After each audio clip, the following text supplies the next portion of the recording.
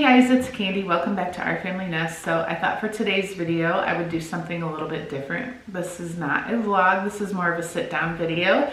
And I've seen someone else on YouTube. I never even clicked on the video. I just seen the title of this video called Letter to My Best Friend. And I was like, hey, I should make a video, Letter to My Ex-Best Friend, and talk about this situation and put it out into the universe, some answers. And it's probably really weird, and maybe by the time I'm done making this video I'm gonna be like, you were not putting that out into the universe. This is just not the right way to handle it. But at the same time, I feel like I don't know, maybe it's time for some closure on this situation. Maybe it's time to just speak my piece and be done with it, and then we can move on and there will be no unanswered questions any longer. The chances of this particular friend watching this video, I know she doesn't watch our videos. Her sister used to. I don't know if she still does. Maybe. And I don't mean this to like be hurtful or like any sort of thing negative. This is just my response, and it's weird, a weird way. And ironically, this particular ex-best friend had ran into my parents long time ago. Well, I shouldn't say that long ago, since we had been doing YouTube, and somehow it got brought up that this is what I do for a career. And well, what started out as a hobby turned career. And supposedly, you know, she had thought it was weird and like she would never put her life and personal stuff out there on YouTube, but this is what I do. And it's kind of weird because her lifestyle and choices is kind of like what ended our friendship. And so like kind of like,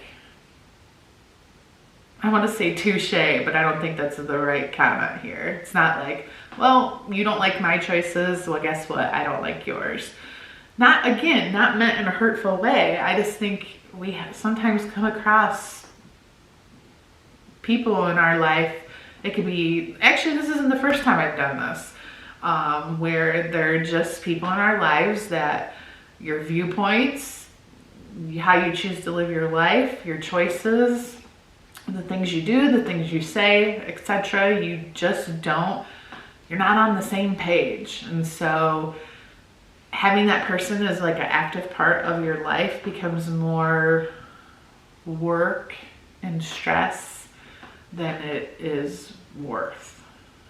So let's just jump into the story. So basically this goes back to, I met my two lifelong best friends both in 7th grade. Oddly enough, both of their lives ended up very different than mine because neither one of them have kids.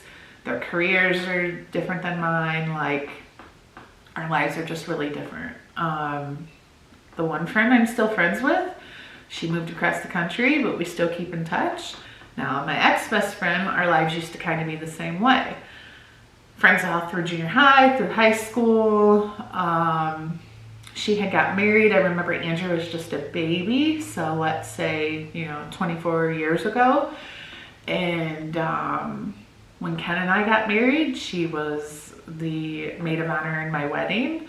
And so we were best friends for a long time. We didn't like do a lot together once we were in our 20s, but like we would meet each other for lunch and just catch up, and we were always there for each other through the good and the bad and the ugly, let's say. And then I remember a time frame, let's see, well, Karli made her baptism when she was a year old, and my friend was her godmother. We're Catholic, our kids are baptized Catholic. One person has to be Catholic, which was Ken's brother, and then her being my best friend, she was Karli's godmother. And she was always great to my kids. Like, even though her life didn't take her down that same path, she was always sending them cards for their birthdays, gifts for Christmas, all that kind of stuff. Ironically, one day, I want to say probably right around when Karli was 7 or 8 years old, we met for lunch one time, and I knew she was doing like a lot of partying and going out, and and stuff like that. With her job and the hours she worked and the hours her husband worked, they spent like a lot of time like going out and doing things without each other, and her life ended up going down a path where she ended up divorced. And all the while all these things were happening, she never really like shared anything with me. So I just remember that particular day because I remember feeling like, wow, maybe we're really not best friends, because if we were, she would have told me all that stuff when it was happening, not, oh, by the way, I'm getting divorced because A, B, C, D. So I remember that was like the first sort of like spot on my radar, I guess. I just remember being like a little bit hurt over that situation. And then I don't know how much time went on. It's hard to remember when you get old like me, 47 years old, you sort of forget timeline. You just remember specific things happening. I just remember the next major thing that happened was Karli made her first communion. And of course, when you're a godparent, do you absolutely have to be there for your godchild's first communion? No. It would be nice if you're there because it's part of their religious process of becoming Catholic. She was invited. I remember talking on the phone. I remember that phone conversation having a lot of details about going out and partying and all that same stuff, all the way to the point of like she had got in a bad accident, lost her driver's license for a period of time, that sort of thing. I think I have the timeline correct on that. I don't know. Point being is she said she was going to be at Karli's first communion and she did not show up. And really it was one of those things where it's like, oh, I could have got over it, but here we are in the church prior to the service starting for the first communion, and Karli kept like turning around, looking at the door like, where is she? Where is she? Is she here yet? Like, and that's kind of like what pissed me off, because it was like, really? Like, why did you say you were coming, then you don't show up? Okay, maybe something happened. And then it was like, I never heard from her. There was no, sorry, I wasn't there. No, like, even if she would have maybe sent Karli a card in the mail, sorry I couldn't make your first communion, you know, congratulations, blah, blah, blah, like something. But there was no acknowledgement of that she just didn't show up. If there was a reason, I like would have been open to hearing it, but like months and months went by. And I think I remember after a long period of time, I don't know if maybe she tried to call me and I wasn't answering or what the steps were, but she did try to like reach out and I just ignored her. So most recently, I remember it was Thanksgiving. We had just launched Ivy and Sage. We were in New York City. I was on my computer late at night for whatever reason, and I guess I had clicked on Facebook or had Facebook open. She had seen that I was on Facebook. We were friends through Facebook, and she sent me a message like, hey, just wondering like, why we haven't talked all these years, what happened, why are you mad at me, blah, blah, blah. And at that moment in time, I was like, oh, selfishly, like, I'm like, I can't deal with this. I just launched my clothing company. I got to do this. I got to do that. It was just like all this work stuff going on in my head. And at the same time, I was like, really? How many years have gone by? Like, let's see, if Karli was like 8 a year and a half ago, she was like, easily 5 or 6 years had gone by, let's just say. I was like, really? I don't think so. Like, that's just how I felt. I was being stubborn, you know? And then, and don't get me wrong, there have been conversations through the year, even with Candi's like, well, maybe you should just reach out. Maybe you should just have a conversation. And I said, you know, it's not my place to like tell somebody like, hey, I don't approve of your life choices. I don't think it's cool that you go out and party every weekend. I mean, I'm friends with people now. I don't hang out with them, but I mean, we're acquaintances that they drink all the time, possibly every weekend. I have friends that I know that even smoke weed. Like, I don't care. I'm not here to judge like everybody's lifestyle or life choices. But when it's those life choices like affect me and specifically affect my child, that's when I'm like, I'm done with this, you know, like now it's gone too far kind of thing. So most recently, the summer of 2018, we had someone that we went to high school with who had a tragic boating accident, and Ken went to the funeral services. I did not go. Well, he ran into my friend there, my ex-friend there. And I think he approached her, gave her a hug maybe, and was like, how you doing? Blah, blah, blah. Hey, maybe we should talk. And she was like, yeah, absolutely, let's talk. He didn't tell me any of this at the time. So whatever time frame went by, he must have like texted her or something and said, hey, let's talk such and such a time. They worked out some date or whatever time that they were going to talk. I don't know if it was in person or on the phone or what. I have no idea. I never asked.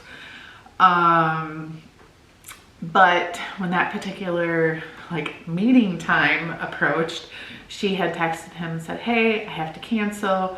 I'm going to Put-in-Bay at a party. If you guys don't know, if you don't live around here, Put-in-Bay is basically like you get on a ferry and you take it to an island and you party and get drunk while you're there. I mean, I shouldn't say that because we've actually thought about taking the kids there someday during the day when it's less like party time, because there are a lot of cool like restaurants and I think shops and stuff there. I've never been. I just know that people in their like 40s typically go there to like have party time.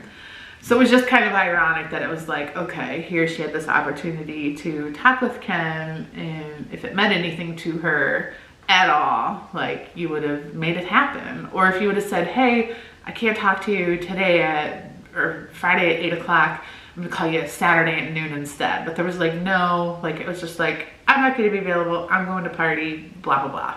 So I don't know, to me it kind of just like justified my thoughts on the situation of like our lives are just not going to line up. I mean, they're just, you're doing your thing, I'm doing my thing. Those are your priorities, these are my priorities, and they're just clearly not on the same page. So I don't know. I think that about sums it up. I feel like I just wanted a little bit of closure, wanted to get my story out there. It kind of is one of those situations where I feel like a lot of you guys can probably relate to it in some way. Question being like, have you ever ended a relationship with someone, whether it be a friendship, a dating relationship, even a relationship with a family member, where you just seen it not heading down a good path, where you were like, I'm choosing A, you're choosing B, and there's really no middle point. Like this just isn't gonna work. So I'd be curious to know. Feel free to comment below. Or as always, the best way to always for sure get in contact with me is follow Our Family Nest on Instagram and DM me through that way. I read our comments like the day or two after the video is posted, but it's really hard to keep up. Like if you guys watch this video like at a later date, you're like, hey, I want to share this story, or I want to tell you that you were an idiot or whatever, because I'm open to good, bad, whatever your thoughts are in the situation. I would be curious to hear, because maybe I am 100% in the wrong.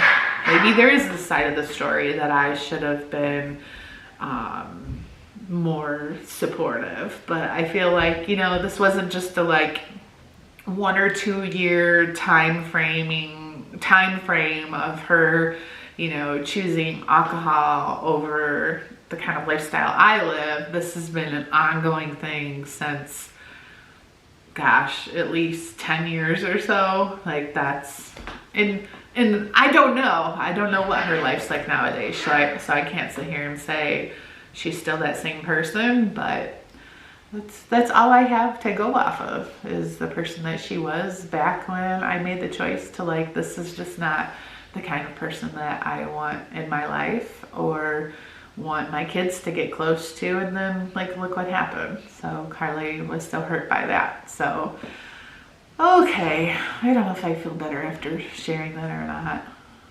Like, I think the biggest emotion that I feel in life with any decisions that I make is always like, I have this sense of like confidence about my decisions, but then there's always this like little tiny piece of like guilt. Because I feel bad. I have a conscience, I guess, let's call it. So again, I'm not trying to like hurt anyone or point fingers or, you know, say I was right and you were wrong. This is just my story and my response. And if you are watching this, at least now you know why I made the decisions that I did.